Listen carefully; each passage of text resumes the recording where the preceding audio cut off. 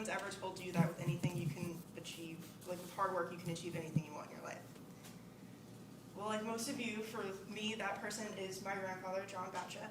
And today I'm going to be telling you a little bit about his life and his work ethic and how that's made his life successful, as well as the people around him. And I hope that my grandfather will inspire you to reach your goals the same way that he has for me.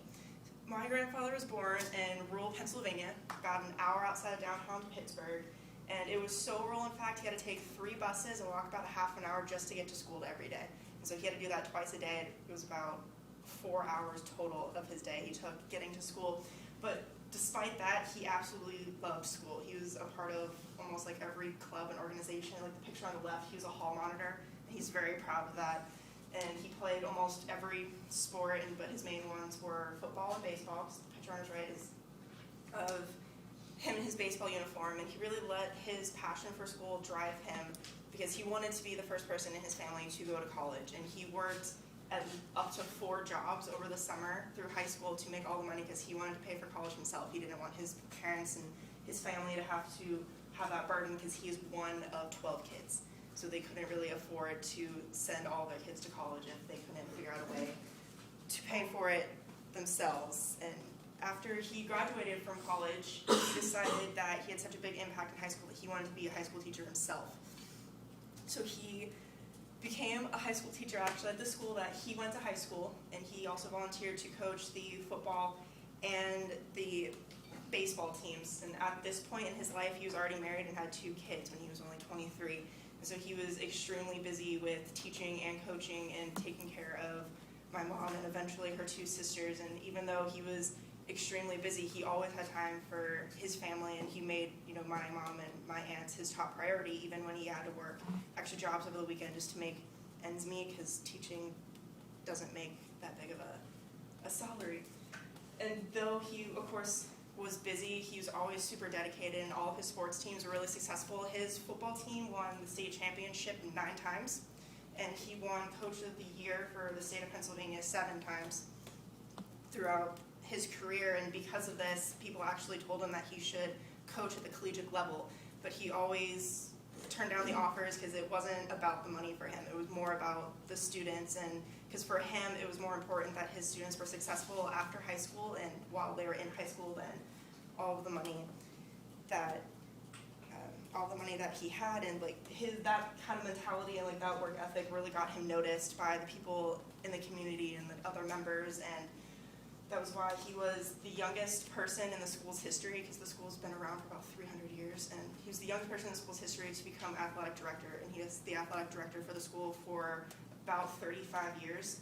It's a very long time, and he was actually inducted last October into the school's Hall of Fame, and he's the very first person to be recognized at the school's Hall of Fame. But of course, after all of the awards and everything my grandfather has gotten, he likes to brag about his former students more so than anything else. And so one of his most successful former athletes is Russ Grimm. And Russ Grimm was my grandfather's football captain for 2 years. They won 2 state titles. And Russ went on to play college ball and pros and actually won 3 Super Bowls with the Washington Redskins. And he and my grandfather are still incredibly, incredibly close. And when Russ was inducted into the Pro Football Hall of Fame, when he was inducted into the Pro Football Hall of Fame 2 years ago, Russ invited my entire family to go to the ceremony. So anyone who could go, he wanted them to be there. And I wanted to show part of this video clip of where he actually talks about my grandfather in his speech.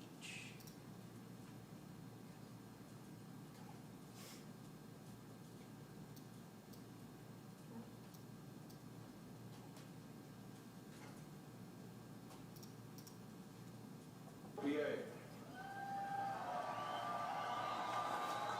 That's right. How yous doing? It's a special part of the country, like here, where the knowledge and the support for the game of football is unmatched.